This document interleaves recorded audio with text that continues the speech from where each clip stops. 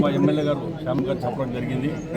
రాష్ట్రంలో ఎన్నికల ముందు ఏదైతే చంద్రబాబు నాయుడు గారు గత ప్రభుత్వం ఉన్నప్పుడు వైఎస్ఆర్ పార్టీ వాళ్ళు అన్నా క్యాంటీన్ పేదవాళ్ళకి ఇంత అన్నము టిఫను 5 రూపాయలు పెడుతుంటే దాన్ని అక్కసుతో చంద్రబాబు పెట్టేది నేను ఉండకూడదు అని తీసేసాడు ఎక్కడ మంది అక్కడ.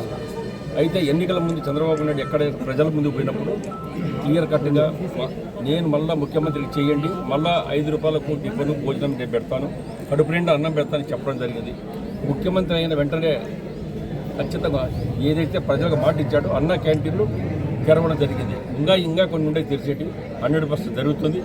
పేద ప్రజలకు అన్నం పెట్టాలా, కడుపు నించాలనే ఉద్దేశంతో చంద్రబాబు నాయుడు చేయం.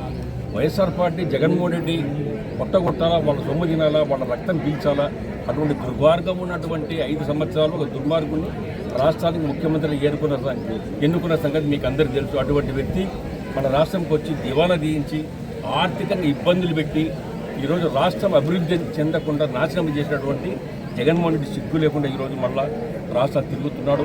నేను ముఖ్యమంత్రి కాబోయే ముఖ్యమంత్రిని రేపు 2029లో మళ్ళా ముఖ్యమంత్రి అయితే వైఎస్ఆర్ పార్టీ నుంచి మేము ఎవరైతే మాకు ఇబ్బంది పెట్టారో కార్యకర్తలకు తెలుగుదేశం పార్టీ వాళ్ళ కథ తేలుస్తాను, అంతు తేలుస్తానని చెప్పాడు. నీ అంతు కాదు, నీ ముఖం కాదు, ఒక్కసారి నీ దరిద్ర ముఖం అర్థంలో చూసుకో. నువ్వు గెలిచేలేదు, సచ్చేది లేదు. ఇలా ఛాలెంజ్ చేస్తున్నావు, నువ్వు పులివెద్దలు గెలిచి మొగోడమైతే. అంతేగాని ఈరోజు నువ్వు పేద ప్రజలకు అన్నం పెట్టిన చంద్రబాబు దూరం చేస్తారా ప్రజలు? కడుపు నిండా అన్నం పెట్టిన మహానుభావుడు దేవుడు చంద్రబాబు నాయుడు. దేవుడిని ఎప్పుడు పూజిస్తారు కానీ ఎప్పుడు చెదిరించుకోరు. నీలాంటి దుర్మార్గుడు రాష్ట్రంలో పుట్టి ఒక శనిగ్రహంలో రాష్ట్రానికి పుట్టావు, ఈ రాష్ట్రంలో పుట్టి నాశనం చేశావు. అందుకనే ప్రజలందరూ విజ్ఞప్తి చేస్తున్నా, ఇటువంటి దుర్మార్గం పార్టీని మీ దగ్గర పొరపాటును మళ్ళీ ఎన్నుకుంటే రాష్ట్రం దివాలా ఎట్టే పరిస్థితి జరుగుతూ ఉంది. ఇలా అభివృద్ధి చెందుతూ ఉంది. ఎక్కడ కూడా ఎమ్మెల్యేలు ఏది కూర్చొని చంద్రబాబు నాయుడు ఇమ్మీడియట్గా వాళ్ళ శాంక్షన్ చేయడం, డెవలప్మెంట్ కింద దూసుకుపోతా ఉంది. ఈరోజు ఈ డెవలప్మెంట్ చూసి పరిశ్రమలు వస్తున్నాయి, ఈ రాష్ట్రం ముందుకు పోతూ ఉంటే భయపడి ఈరోజు అక్కసుతో కుళ్ళి వస్తున్నాడు జగన్మోహన్ రెడ్డి. నా బతికి ఏంటి, ఇంకా మొత్తం చంద్రబాబు ప్రజలకు దగ్గర ఎత్తున్నాడు, ప్రజలకు ఆరాధ్యదేయం అయిపోతున్నాడు.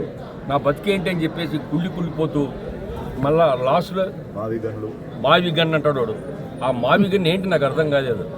మావి గన్ అనేది నీ జీవితంలో మావి గన్ను కాదు, 10 తులాల బంగారు ఇచ్చినా నీకు ఓటు వేయరు. ఈ దుర్మార్గం ఖచ్చితంగా ఏది ఇచ్చినా మళ్ళా దాన్ని రివర్స్ తీసుకుంటాడు అనేది ప్రజలు తెలుసు. కాబట్టి నీ మావిగన్ను పనికిరాదు, ఏమీ పనికిరాదు. ప్రజలు నిన్ను నమ్మే పరిస్థితి లేరు. రాబో రోజుల్లో చంద్రబాబు నాయుడు వ్యక్తి దొరకడం రాష్ట్ర ప్రజలు చేసుకున్న పుణ్యం. అదేవిధంగా ఇలా అభివృద్ధి చెందుతూ ఉందంటే ఇలా కూటమి ప్రభుత్వం చంద్రబాబు నాయుడు కానీ, మా నారా లోకేష్ కానీ, పవన్ కళ్యాణ్ కానీ, కేంద్రం ప్రధానమంత్రి గారు ఇవాళ మనకిచ్చే నిధులు అన్నీ కూడా ఏ ఒక్కటి రాష్ట్రానికి ఇబ్బంది పెట్టకుండా అన్నీ తకటక ఇవ్వడం జరుగుతూ ఉంది. ఈరోజు కూటమి ప్రభుత్వం స్పీడ్గా వెళ్ళిపోతుంది ఆంధ్ర రాష్ట్రంలో. ఈ స్పీడ్కు బ్రేక్ అనేది ఉండదు. ఇంకా రాబో రోజు ఇంకా స్పీడ్ ఎక్కుతుంది. కాబట్టి ప్రజలందరూ మంచిగా రాష్ట్రాన్ని పరిపాలించే ఒక మంచి ముఖ్యమంత్రిగా మళ్ళా 2029 ఎన్నుకొని ఇక్కడ మళ్ళా పత్తికొండలో మా శ్యామను పెద్ద మెజార్టీతో గెలిపించాలని కోరుకుంటే అసలు